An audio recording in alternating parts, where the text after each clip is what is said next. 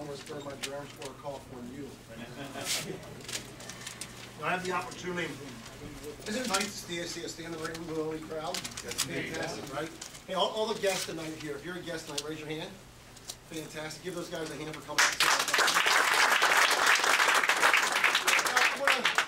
I want to put you at ease. I just want you to relax a little bit, because I know sometimes when you're invited to a meeting like this, and they tell you that the speaker's coming from out of town, like, who am I to give a presentation? What do I know? Well, I want you to know I'm no different than you.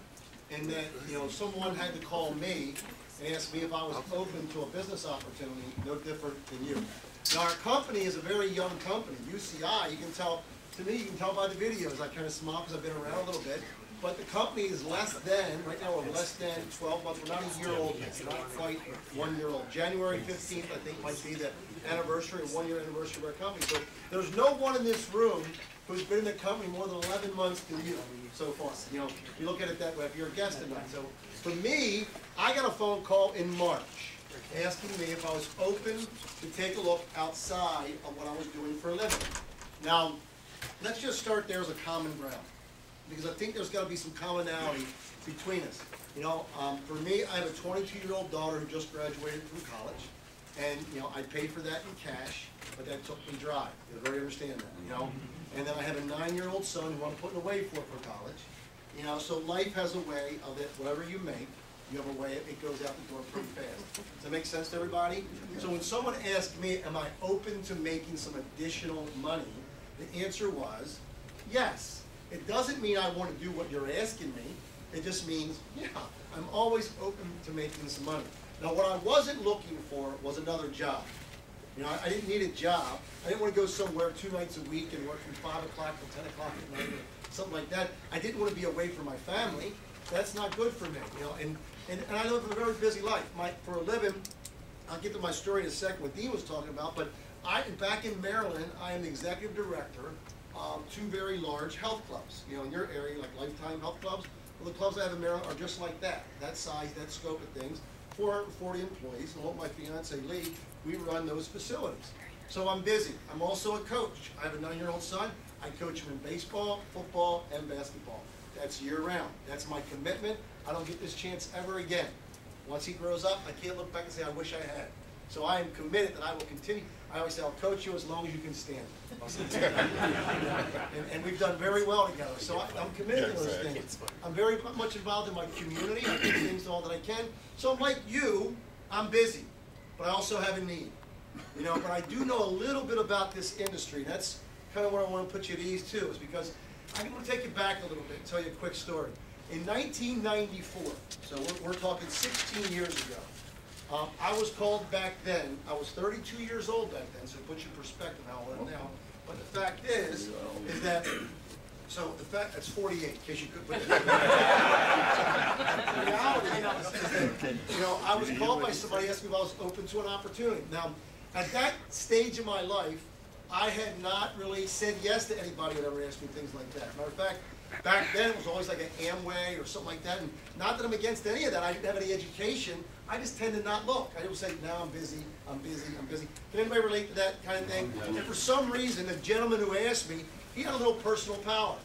And because he met with me, we met at nothing fancy. We met at a Shoney's restaurant, very much like a Denny's restaurant.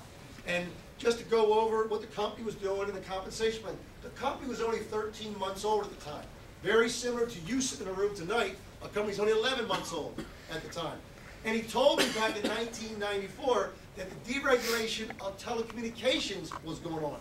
And there was 3 companies, AT&T, MCI, and Sprint. And back to long distance market. Now some of you young people, this will be like an education to you.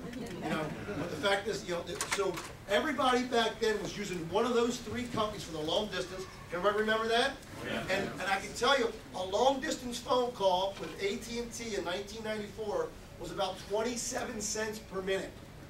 27 cents per minute. MCI and Sprint were competing against them, and they were charging about 24 cents a minute. So there was a little bit of savings. But did those 2 companies go on to do great things? Yeah. Well, the case has been solved, right? There's no mystery. They're both dominant factors in telecommunications. Well, the company that I was looking at, the young little company, is a little company called ACN. And ACN was a little fledgling company based out of Michigan, right here. You know, and the idea is that they were going to compete against AT&T, MCI, and Sprint. And I, in Maryland, would have an opportunity to be a rep for them. Now, why would I want to do it? Because I could have people use ACN long distance as opposed to AT&T, MCI, or Sprint. We were operating at 19 cents per minute. Big savings, 10 cents. It was easy. So I could go to my mom, my dad, my brothers, my aunts, my uncles, my cousins, all my friends, and say, listen, I just started my own business. I'm marketing long distance. It would really mean a lot to me if you would be a customer of mine. Listen, there's no cost to you. There's no commitment from you. I'm even going to save you money on your bill. Would you do me a personal favor and just give my business a try? Do you think that's a hard script to learn? Well, that's pretty easy. Maybe I didn't get it down the first night or the second night or the third night. Well, in a short period of time, I could do that over and over again. Matter of fact, I learned it 16 years ago. I just said it verbatim, just the way it is. That's the way it is, because it's important to know that little story. Well, my first month, I got some long distance customers. My second month, I got a couple more long distance customers. My first month, I got a few reps who wanted to do this business, because what happened is that some people would say, why are you doing this? They knew me for what I did for a living. And I would say, because every time you pay your bill, I get paid a percentage of your bill. And they would say, can I do that too? Sure, anybody can do it. And that's how I started getting some reps. Or I would directly call some people and say, Joe, I got something I think is really, really big. I want you to take a look at it with you. Between my talents, your abilities, I think together we can do some great things. Would you give me 15 minutes of your time? Just another approach to people. Well, the long story here, it is a long story. It was a 10-year run of that company. But within 7 months of doing it, never had done anything like that before in my life. So you have to know that. That was the first time around.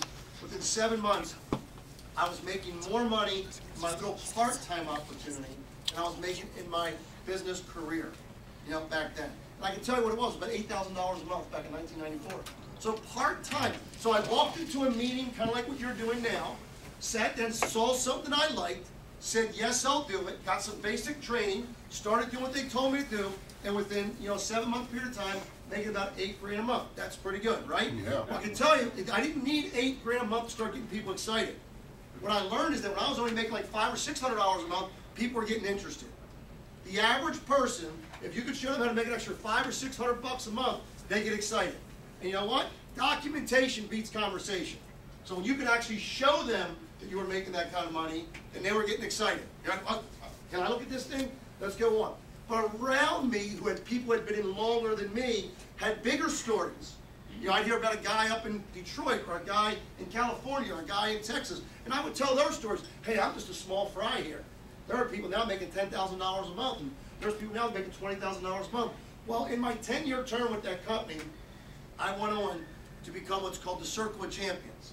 And the Circle of Champions, now listen, there was over 1 million reps in that company. 1 million worldwide, 18 different countries. And Circle of Champions is the top 15. So I was in it for 4 straight years. That's a long run, right? That's where Dean was talking about, you know, staying on the top. But I had, because I had wonderful people on my team. I had amazing people that I got to work with. And how I did that is just by doing stuff like this. Is that I expanded outside of my neighborhood, you know, where I could afford to go here or there or here and meet people like I'm doing tonight. And when I meet every one of you tonight, I kind of look at you with squinty eyes as you're looking at me with squinty eyes, you know? Because I don't know much about you. I'm like, are you the one? Can you be the player? Are you guys really serious about things? Or maybe you know the person who could be really good. Maybe you could be the one who could help us build this greater Detroit marketplace. Because we got a story to tell here. Now, why did I tell you that story? Because this story with UCI, and why I said yes in March when I was called, is a point you have to understand. I said yes, and they weren't in Maryland yet. I'm living in Maryland. They're asking me if I'd like to get involved in a company. I couldn't even do business in Maryland. But I said yes. And I had some friends in Ohio. That's where they launched, in Chagrin Falls, Ohio. And I got a couple people in the business. So I worked it slowly while I was waiting for Maryland to open. Well, Maryland just opened in December. So that's a big gap, right? It's a big gap. But we did okay, building Ohio and then Western Pennsylvania, and we've done some things, and it's been worth it, the ride. But now I think the ride really begins. Now I think the ride, it's like putting your time in, you know, fermenting the seed, the soil a little bit, making sure the water's down, get some sunshine. That's all we're doing. We're just sowing our seeds. Now great things can happen. So that kind of brings you up to speed why I'm here. Because the fact is that now as our company, as it started in Ohio, same story, but it's now switched telecommunications and just replaced it with gas and electric. Now, if you were to start a business, think about it, we've all probably had, how many people here own their own companies right now? It's quite a bit, right? But if you were to sit down and try to think, what business could I start that would have massive appeal to everyone? I mean, we might have our own personal things that we like to do. We might want to own a dry cleaner, but not everybody gets their clothes dry cleaned. You follow me? We might decide we're going to build houses, but it's not, you can't teach everybody how to build a house. That's something that you can do, kind of thing. It's your skill. But I think business with universal appeal, can we all agree, whether you like gas and electric or not, you're already involved. Right? So it's clearly a business with universal appeal. Everyone has gas and or electric in their house. Just about everyone. I'm saying universally it's true. So that's where it is. So if you, just like the telecommunications business, everybody had a phone. And they were going to pay a bill no matter what. So before you even walk in the room tonight, I already know you're going to pay a gas bill at the end of the month. Most of them, when you walk in the room.